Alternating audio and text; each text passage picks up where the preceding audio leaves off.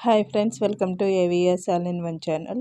ఈరోజు ఈ వీడియోలో గుంత పొంగనాలు అనేటివి ఎలా ప్రిపేర్ చేయాలో చూద్దాము. పైన క్రిస్పీగా లోపల స్మూత్గా ఉండేలాగా మనమైతే పిల్లల బాక్స్ కట్టించినా కూడా టేస్టీగా అలానే స్మూత్గా ఉండేలాగా ఎలా తయారు చేయాలనేది చూద్దామండి. అదే పిండితో నేనైతే ఇక్కడ దోశ కూడా వేశాను. ఇప్పుడు కావాల్సిన ఐటమ్స్ ఒక గ్లాసు, అలానే ఇంకొక గ్లాసు, టోటల్గా 4 గ్లాసెస్ అయితే నేను రేషన్ బియ్యం అయితే వేసానండి. సో ఈ రేషన్ బియ్యానికి కరెక్ట్గా కొలత అయితే నేను గ్లాస్ అయితే తీసుకున్నాను. సేమ్ అదే గ్లాస్తో నాకు కావాల్సిన రిమైనింగ్ ఇంగ్రీడియంట్స్ అంతా వేస్తాను. సో ఇలా వేయడం వల్ల ఇదైతే నాకు 3 మెంబర్స్కి కరెక్ట్గా సరిపోతుందండి. ఒక డే ఫుల్గా అయితే అవుతుంది కూడా.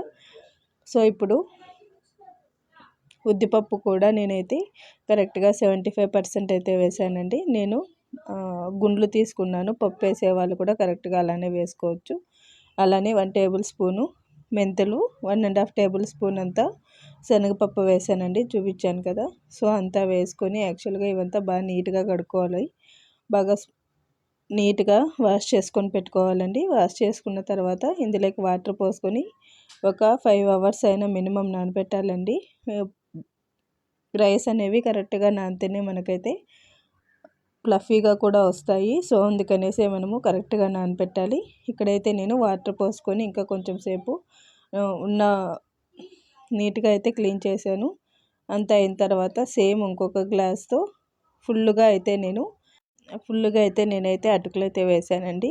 మళ్ళీ నీట్గా వాష్ చేసుకున్న తర్వాత అటుకులు అనేది ఒక 1 అవర్ ముందు అయితే నానబెట్టుకుంటే సరిపోతుంది. ఇప్పుడు ఇక్కడైతే నేను ఇది గ్రైండర్కి వేయించుకుంటానండి. యాక్చువల్గా అయితే మిక్సీలో నేనైతే రుబ్బుకోను.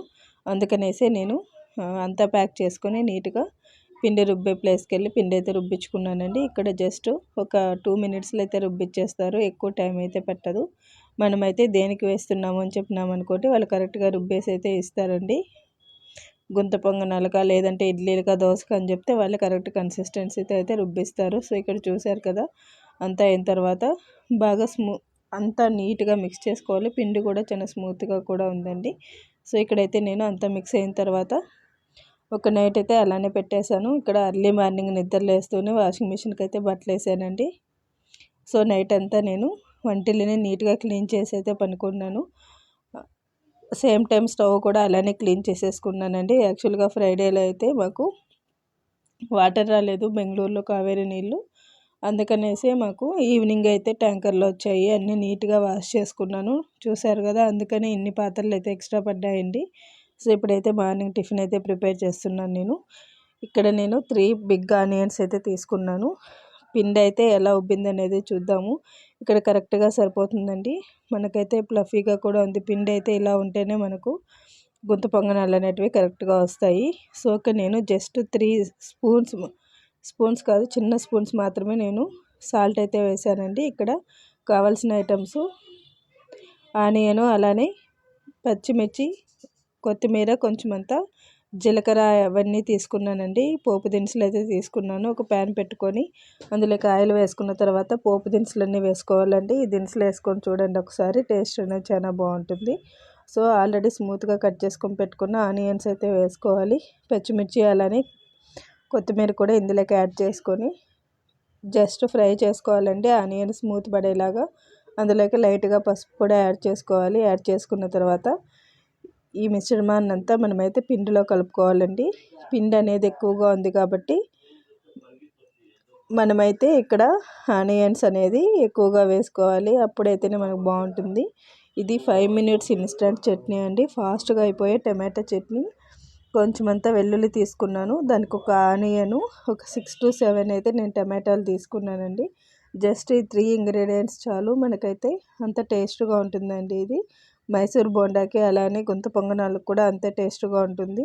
సో ఇదైతే ఫాస్ట్గా కూడా అయిపోతుంది చట్నీ అండి. క్విక్గా చేసుకున్న వాళ్ళు ఈ చట్నీని అయితే ఫాలో అవ్వచ్చు. కొంచెం సాల్ట్ అలానే కారం పొడి అనేది మీ టేస్ట్కి తగినట్టు వేసుకోండి. ఆల్రెడీ ఆనియన్ వేయించిన ప్యాన్ ఉంది కాబట్టి అందులోకి ఆయిల్ వేసుకొని సాసోలు అలానే జీలకర్ర, కరివేపాకు అయితే వేసుకోవాలండి. ఇక్కడ జీరా అనేది కంపల్సరీ మిస్ చేయకండి. అది వేయడం వల్ల మనకు చట్నీలో ఎక్స్ట్రా ఫ్లేవర్ అయితే యాడ్ అవుతుంది. సో ఇది ఫ్రై అయిన తర్వాత ఇందులోకి ఆల్రెడీ రుబ్బుకొని పెట్టుకున్న చట్నీని అయితే కలుపుకోవాలండి. ఈ చట్నీని ఎప్పుడన్నా ఫాస్ట్గా పిల్లలకి టిఫిన్ తయారు చేయాలన్నా కూడా కారం తక్కువ వేసుకొని చేస్తామంటే చాలా టేస్ట్గా కూడా ఉంటుందండి. సో ఫైనల్గా నాకైతే టమాటా చట్నీ అయితే కంప్లీట్గా అయింది. కంప్లీట్ అయిన తర్వాత టిఫిన్ అంతా ప్రిపేర్ చేశానండి. యాక్చువల్గా మేమైతే ఇక్కడ సాటర్డే వెంకటేశ్వర స్వామి పూజ చేసుకుంటాము. అందుకనేసి నేను మార్నింగ్ అయితే ఇల్లు కూడా క్లీన్ చేసుకుంటున్నానండి. ఇదైతే అర్లీ మార్నింగ్ క్లీనింగ్ అని కూడా చెప్పొచ్చు. సో ఇక్కడైతే నేను మాప్ అయితే వేసి క్లీన్ చేస్తున్నాను. ఇక్కడ సాల్ట్ అలానే కొంచెం లైట్గా పసుపు వేసాను కదా, ఇలా వేసుకోవడం వల్ల మనకైతే ఇంట్లో అనేది నెగిటివ్ ఎనర్జీ ఉండదండి. అందుకనేసి నీట్గా క్లీన్ చేసుకున్నాను. అలానే గుమ్మానికి కూడా నీట్గా క్లీన్ చేసుకునేసి ఫ్లవర్స్ అయితే పెట్టుకున్నానండి. ఇదైతే నాకు మార్నింగే అర్లీ మార్నింగే కంప్లీట్ అయితే అయ్యింది. సో అంత అయిన తర్వాత టిఫిన్ అయితే వేసుకుంటున్నాను. గొంతు పొంగనాల పెన్నం పెట్టేసి మనం ఇందులోకి టిఫిన్ అయితే వేసుకోవాలి. ఆల్రెడీ మనమైతే రెడీ చేసిన పిండి అయితే ఉంది కదా, ఆ పిండి అయితే ఒకసారి నీట్గా అంతా మిక్స్ చేసుకోవాలి. ఆయిల్ వేసుకొని 1 బై 1 అయితే మనమైతే పొంగనాలు అయితే గుంటలు అయితే నింపుకోవాలండి. యాక్చువల్గా ఇది మనం కరెక్ట్ కన్సిస్టెన్సీతో కలుపుకున్నాం అనుకోండి మనకు నీట్గా వస్తాయి, అలానే పొంగుతూ కూడా వస్తాయండి. చూసారు కదా కరెక్ట్గా ఎంత ఫ్లఫీగా ఉంటాయో. ఒకసారి అయితే అంతా అయిన తర్వాత నేను చూపిస్తాను ఎంత పలుచగా వచ్చాయి అనేది, అలానే క్రిస్పీగా ఉన్నాయి అనేది కూడా. సో ఇవైతే నేనైతే నెక్స్ట్ ఇంకొక సైడ్కి అయితే తిప్పుకున్నానండి. ఇలా తిప్పుకొని జస్ట్ పైన లైట్గా కొంచెం ఆయిల్ వేసుకుంటే చాలు. మనం ఎప్పుడైతే ఫస్ట్గా గొంతు పొంగనాలు వేస్తామో అప్పుడు మనమైతే క్లోజ్ చేయడం అయితే మర్చిపోకండి. క్లోజ్ చేస్తేనే మనకైతే పొంగనాలు అనేటివి కరెక్ట్గా ఉడుకుతాయి కూడా. సో ఇదైతే డిష్ అవుట్ చేసుకుందాము. ఫైనల్గా మనకైతే పొంగనాలు అయితే రెడీ అయ్యాయండి. ఇదైతే రెడ్ చట్నీతో సర్వ్ చేసుకున్నాం అనుకోండి, చాలా టేస్టీగా కూడా ఉంటుంది. సో ఇప్పుడైతే నేను చట్నీతో అయితే సర్వ్ చేసుకుంటున్నానండి. చూసారు కదా ఎంత మెత్తగా ఉన్నాయి చూడండి, ముట్టుకుంటే చాలు. సో ఇప్పుడైతే ప్యాన్ పెట్టుకొని నేనైతే ఇది దోశ వేస్తున్నాను. ఇదే పిండితో దోశ కూడా వేయచ్చండి. ఇక్కడ మనము దోశ అనేది పల్చగా మామూలు దోశ వేసుకున్నట్టు వేసుకోవాల్సిన అవసరం లేదు. కొంచెం మందంగా ఉన్నా కూడా ఈ పిండి అనేది టేస్ట్ ఉంటుంది. ఎందుకంటే ఆనియన్, పచ్చిమిర్చి, పసుపు కలిపాం కాబట్టి టేస్ట్ అనేది చాలా బాగుంటుందండి. జస్ట్ టర్న్ చేసి కొంచెం ఆయిల్ వేసుకుంటే చాలు. మనకైతే మెత్తగా ఉండే ఊతప్పము దోశ కూడా రెడీ అయిపోతుంది ఇదే పిండితో. చూసారు కదా ఇక్కడ 2 టిఫిన్స్ అయితే రెడీ అయ్యాయండి.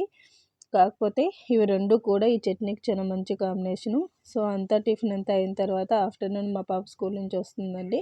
పూజ అయితే చేసుకున్నాను. వీడియో లెంత్ అవుతుంది అనేసి అయితే పెట్టలేదు. సో ఇక్కడైతే నేను మామిడికాయలు వాష్ చేసి పెట్టుకుంటున్నానండి.